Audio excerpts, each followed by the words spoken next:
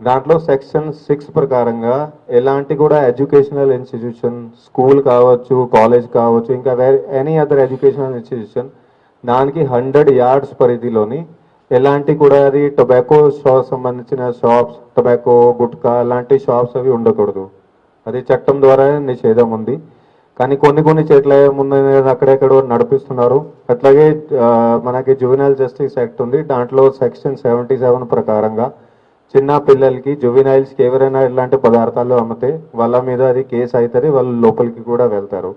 So ఇవి రెండు చట్టాలుగా మనము అది సేకరించి, ఇది ఒకటి డ్రైవ్ ఇక్కడ ఇంతకుముందు వరంగల్లో స్టార్ట్ చేసినాము.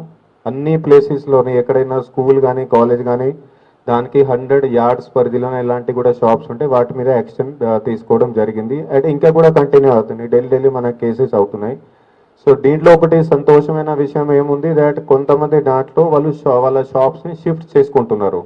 అది ఒకటి సంతోషం ఉంది. వాళ్ళు 100 మీటర్ పరిధి దాటుకొని ఎట్లా పెడుతున్నారు. ఇంకా వేరే వాళ్ళు ఏం చేస్తున్నారు అంటే, వాళ్ళు ఇప్పటి నుంచి మేము ఇది ఇట్లాంటి పదార్థాలు, గుట్కా కానీ, టొబాకో కానీ అమ్మమని అది కూడా వాళ్ళు హామీ ఇస్తున్నారు.